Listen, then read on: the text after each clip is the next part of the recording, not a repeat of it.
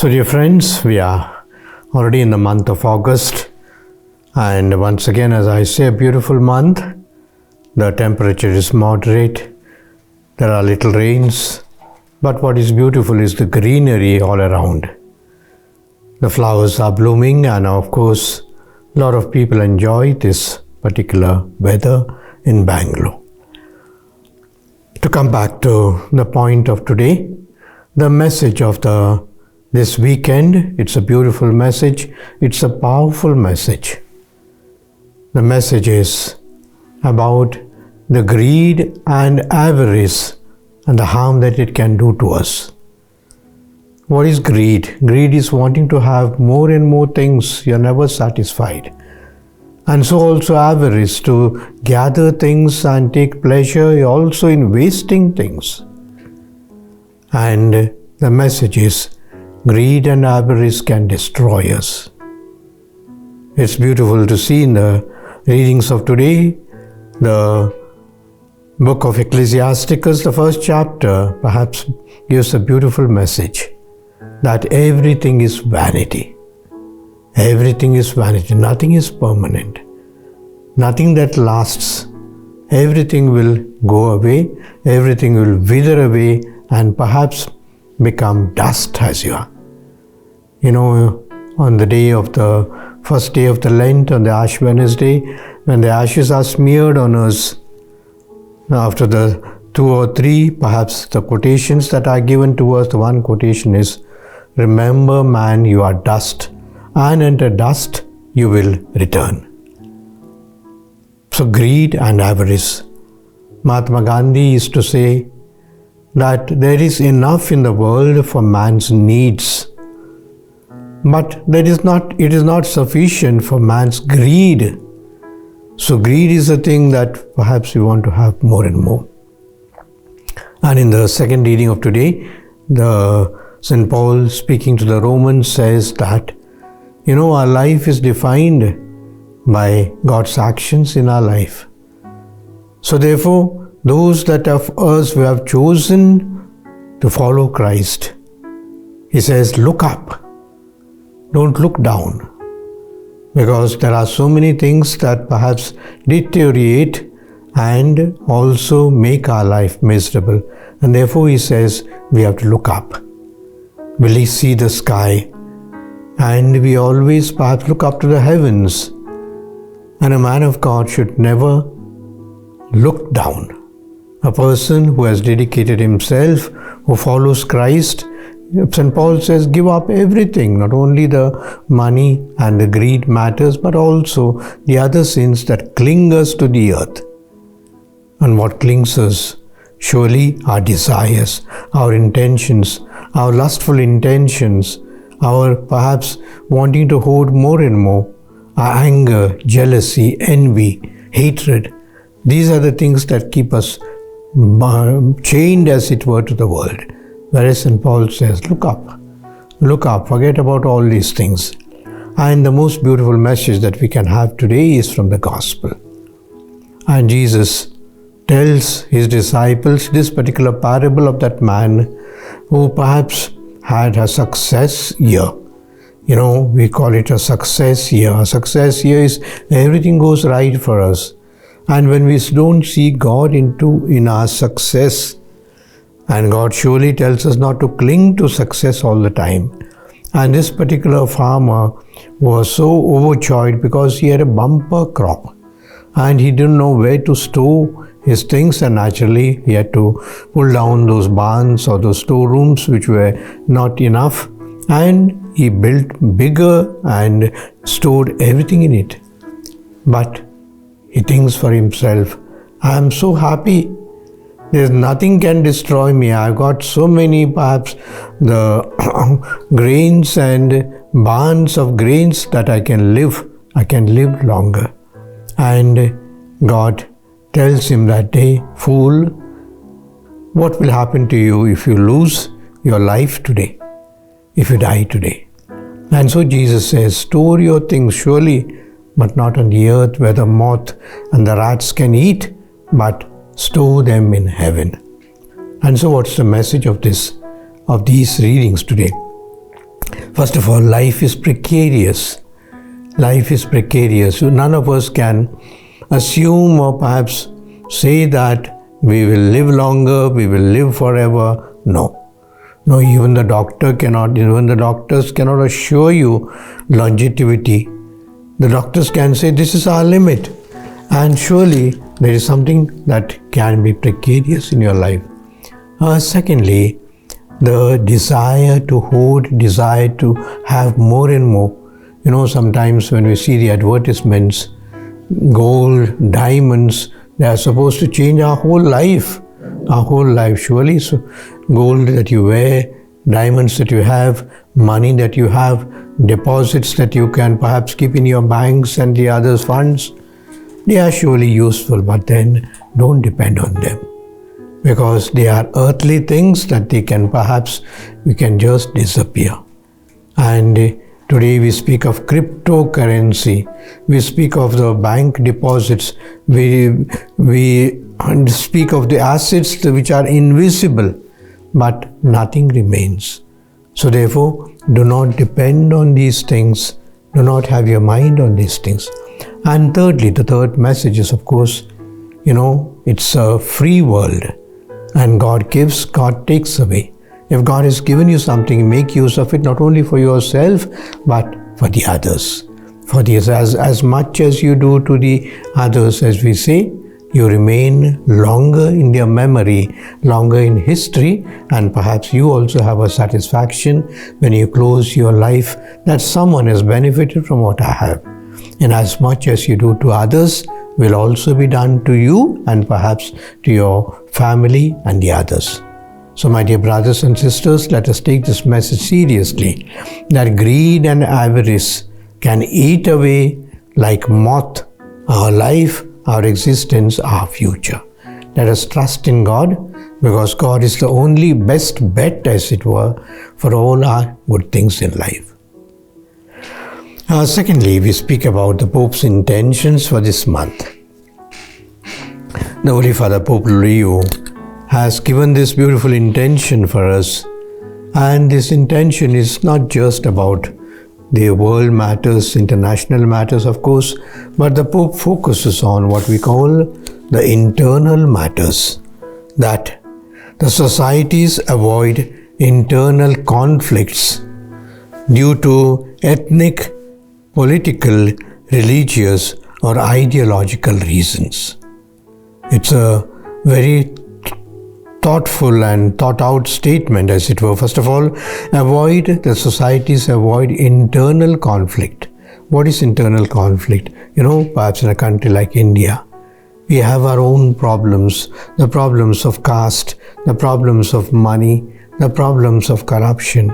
And this perhaps is also affecting not only our economy, but balance. It's causing imbalance among the people. So internal conflicts. And these conflicts that the Pope mentions could come because of ethnic. What is ethnic? That I don't belong to this place because I am come from outside. Ethnically, I should be of the son of the soil, daughter of the soil, we say it. But India is a free country. Every country has its own specialities and perhaps peculiarities, but then we don't have to make distinction among ourselves, because whatever the ethnic or the other differences we have, we are human beings. The dignity of the person. Politically also we know that, sometimes internal politics, that this state, the boundaries, the rivers, the hills, whatever it is perhaps that affects each other. The water that is perhaps is in excess in one place may be less in the other. But then this causes a lot of tension, because the water has to come, the water has to be given. So also the boundaries. This is our boundary. I am not ready to leave 1 inch of it, because this is our state boundary. When I was in my previous diocese, there was the difficulty between Maharashtra and Karnataka, the boundary dispute they call it. So like that. And also the Pope mentions also religious. We are facing a lot of religious problems. India is a garden of, could be a garden of peace with so many religions. the Hindus, Muslims, the Buddhists, the Christians, the Jains, and Zoroastrians. All these religions are sort of, each one has got a special value. We don't have to fight each other. And finally, what we call ideological reasons. Ideological reasons are between the what we call developed places and not developed places.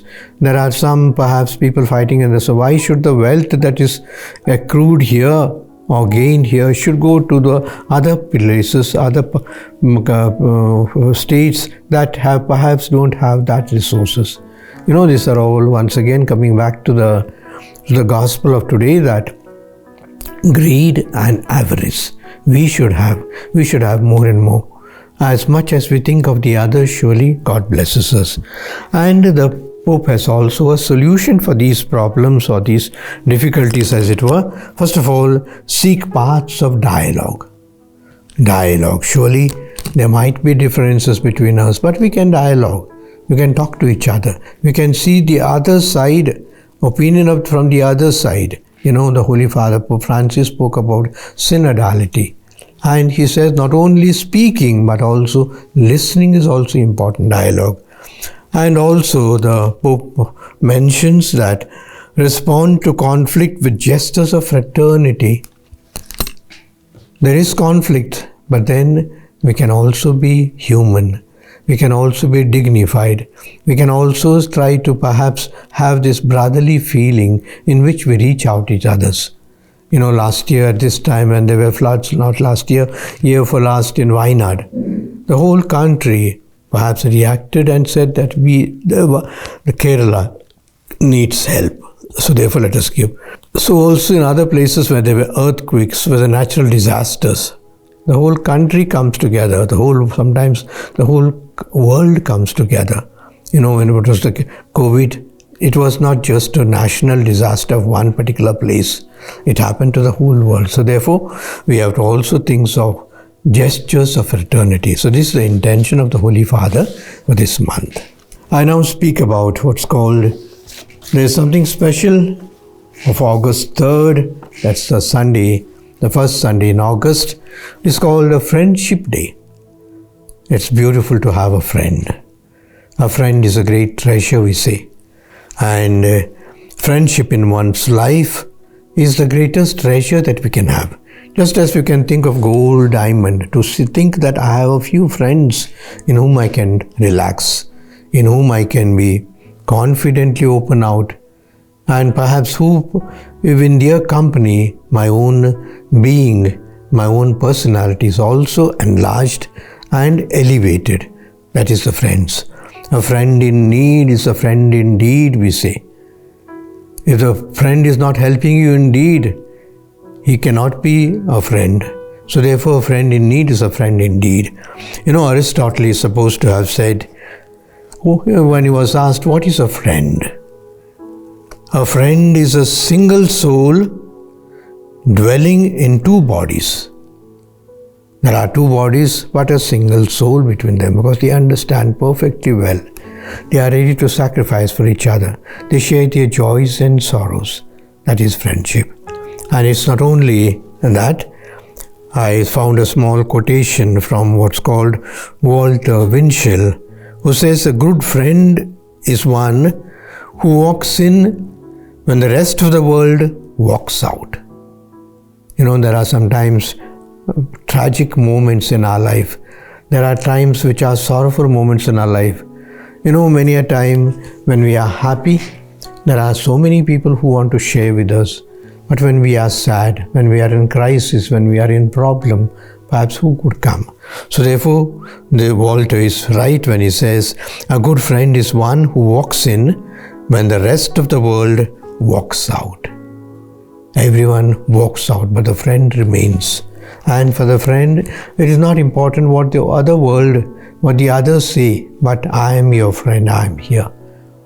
I was just trying to find out how this Friendship Day came about.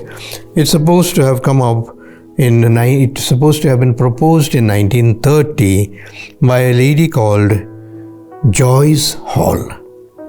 And from then onwards it picked up, it was taken in small groups, and then some small associations, and national level, and today internationally, we what we call celebrate the Friendship Day. And so I don't have to say anything to you.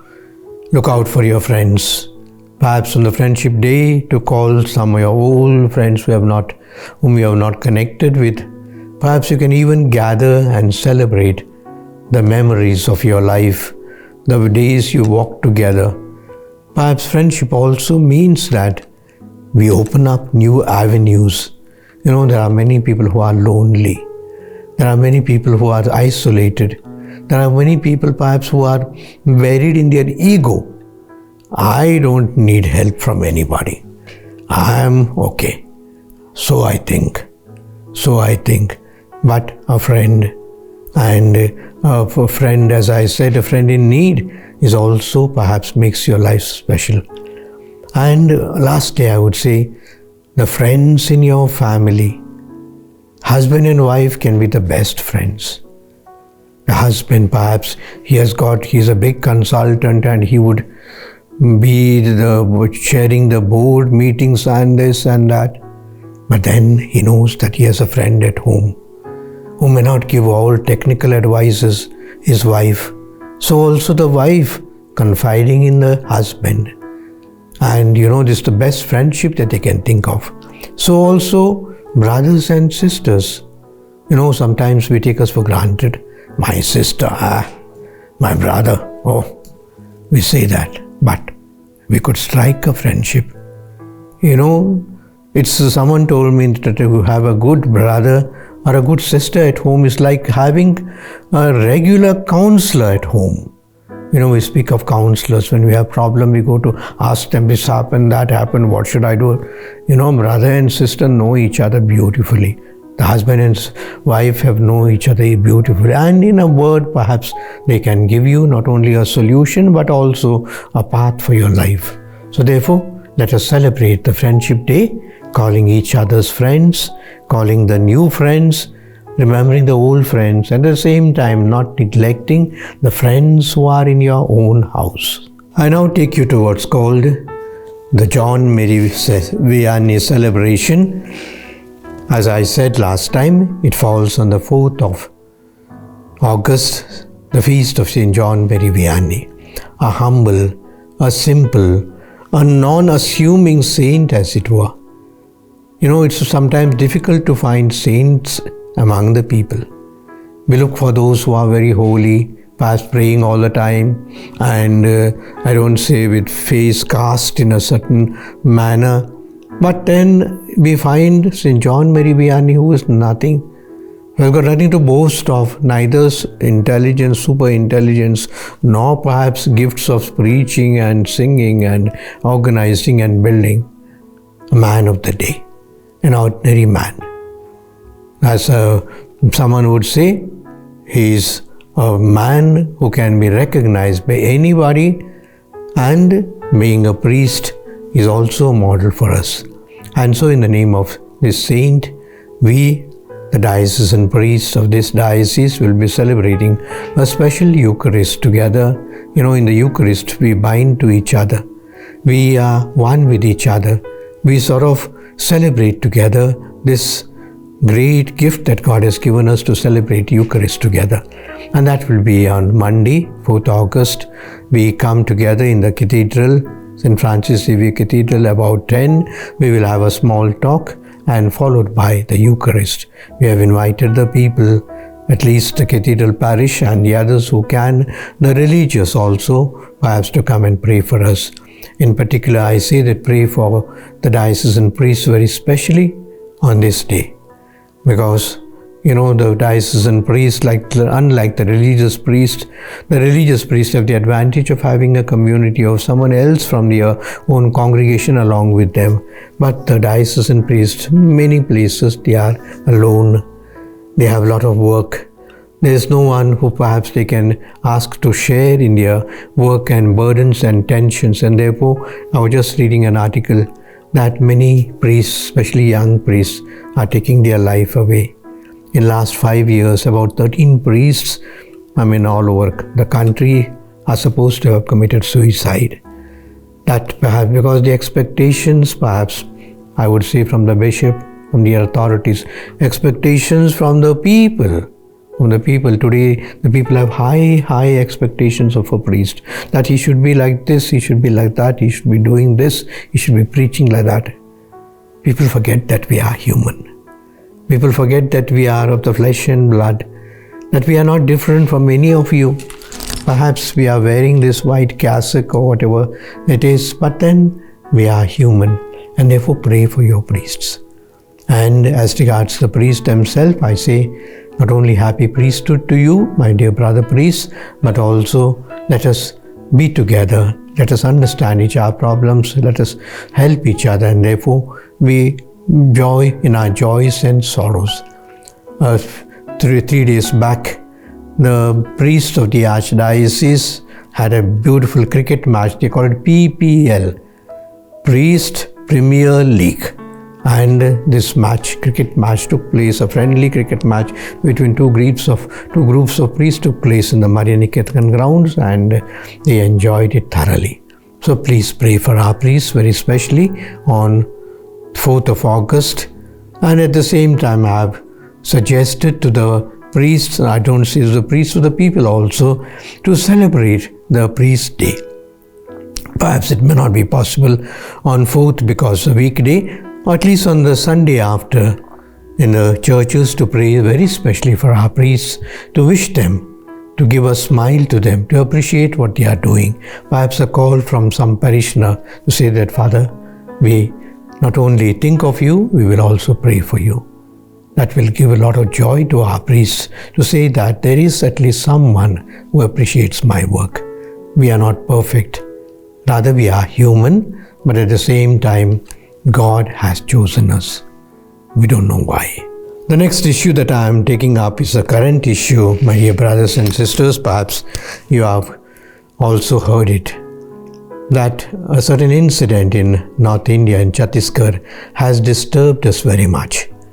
2 sisters from Chhattiskar, and they were taking 3 persons, I think out of that 2 girls and another boy. They were taking them to Delhi or Agra, and for the sake of employment. Chhattiskar has not much to offer, and therefore these sisters were giving them opportunities to perhaps to earn a little money in Agra, in their hospital, and everything was perfect. The parents of these girls, who were not minors, they were majors, had given their permission, and in fact they were very happy about it. They can earn a little. At the same time, they can also be specialized so that they get better jobs and greater opportunities also. But unfortunately, they were detained. The sisters, along with these people, were detained in the railway station, and there were people of certain communities, certain groups that misbehaved with them. We have seen the videos that people are almost shouting at them, and unfortunate that the police do not take the sides of the sisters. The Christian community is sometimes targeted today. To wear a cassock like this, for the sisters to wear a habit like this is never considered as something that we are doing for the society. And especially the sisters, the holy sisters, we say, are doing so much in this country. Most of our educational institutions, people would like to go to those places where sisters are there. Convent, we call it. Convent education, we call it, because the sisters, they know they are selfless in looking after the children. They are motherly. They are saintly. And not only that, they have left their homes. They have no one else to depend upon. And going from one place to another, these sisters were from Kerala, went to North India, and they were serving there.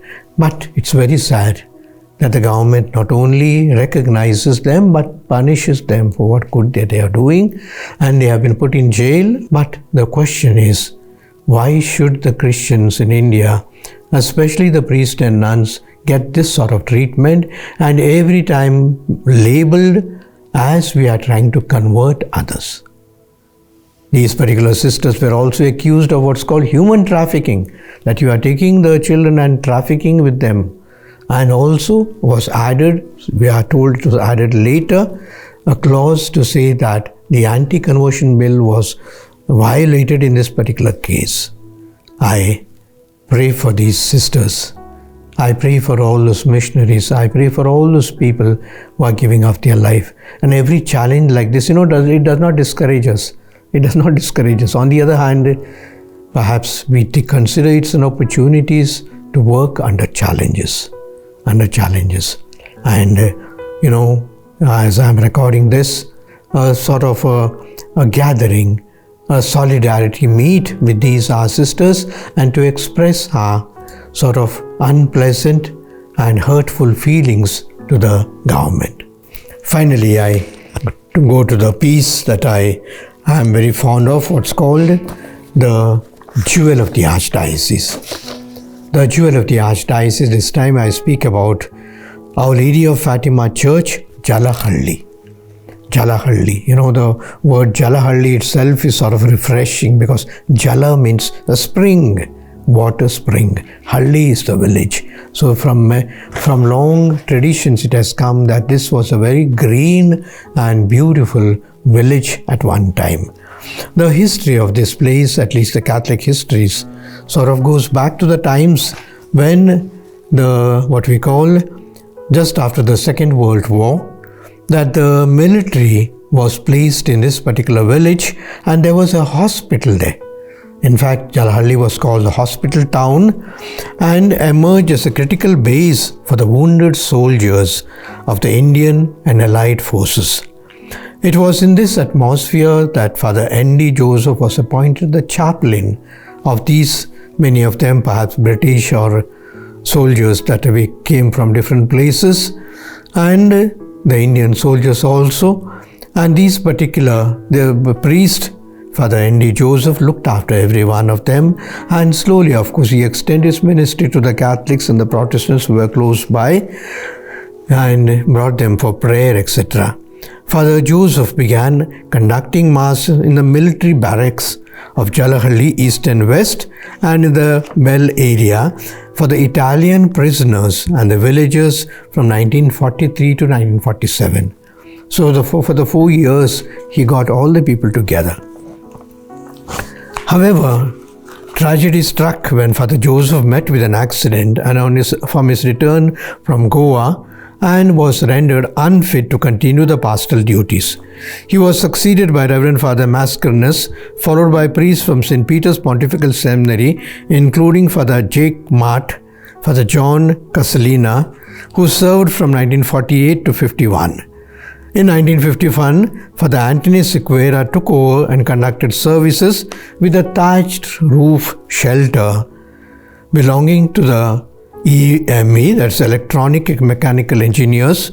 And around this time, something else happened worldwide.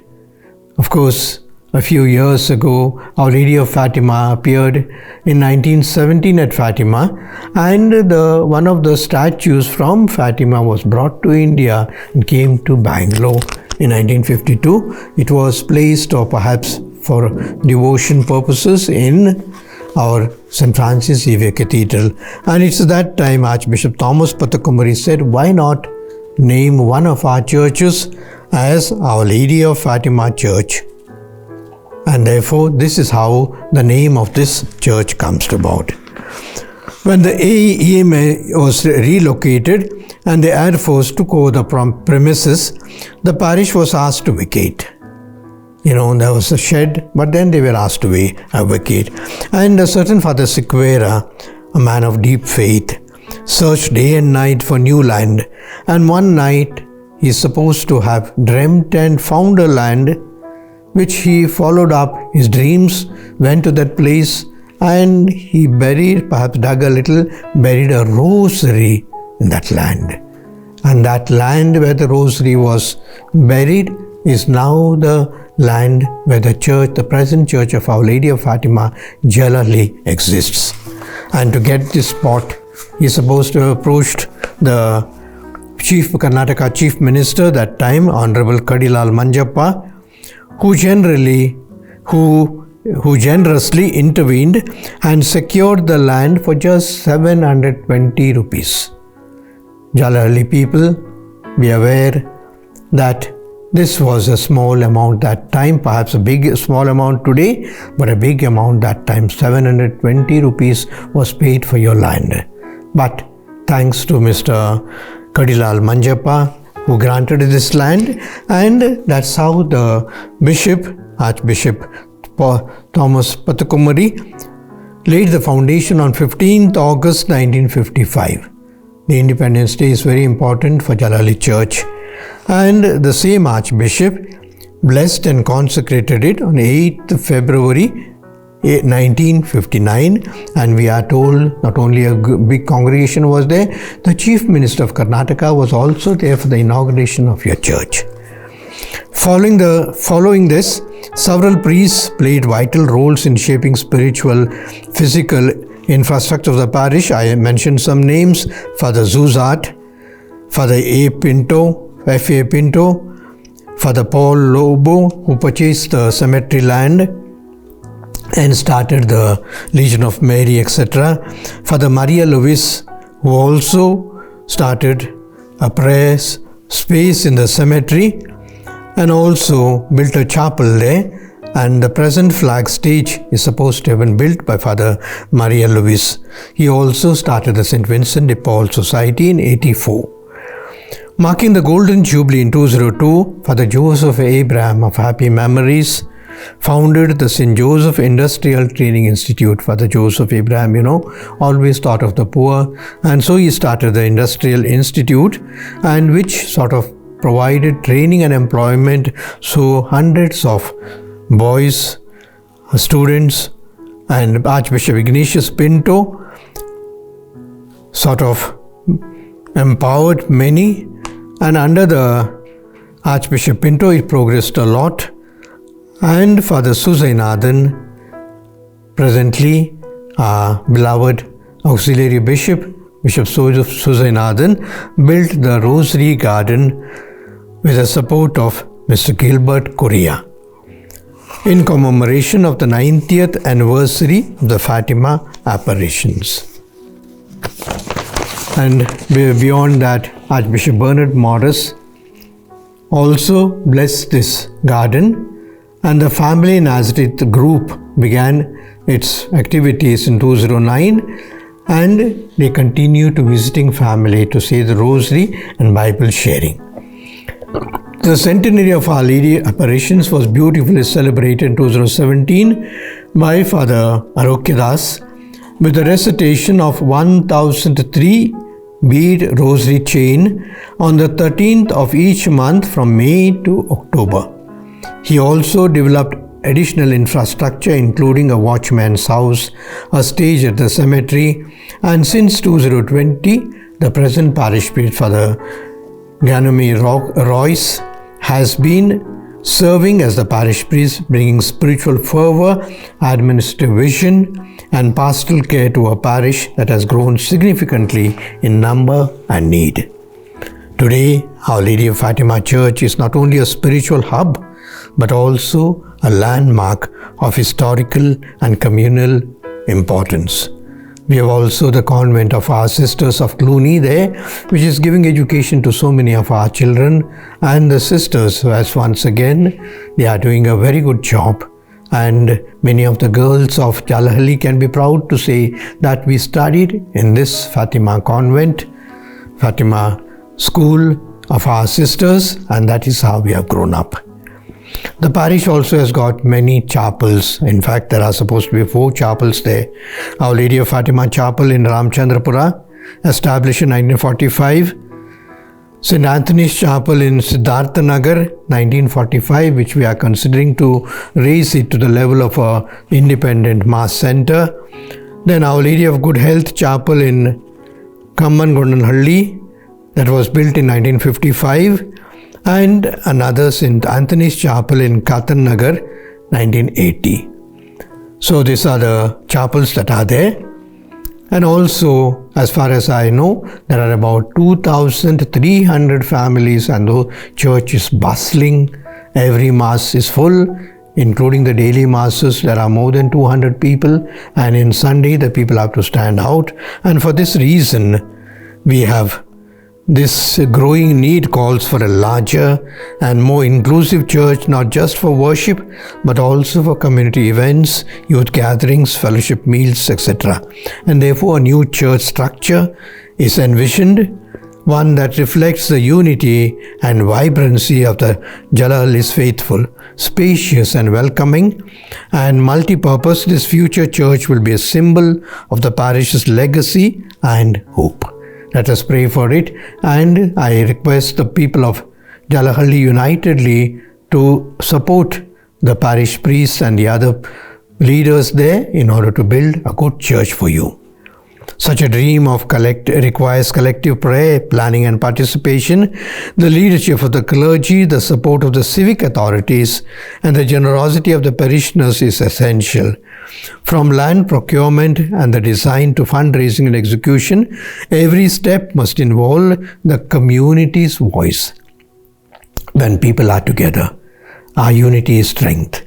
When people are divided, when people are not indifferent, perhaps the church also suffers. It can happen that there are some people perhaps who like to say certain things very strongly. We are ready to listen to you, but we don't want the people to be divided.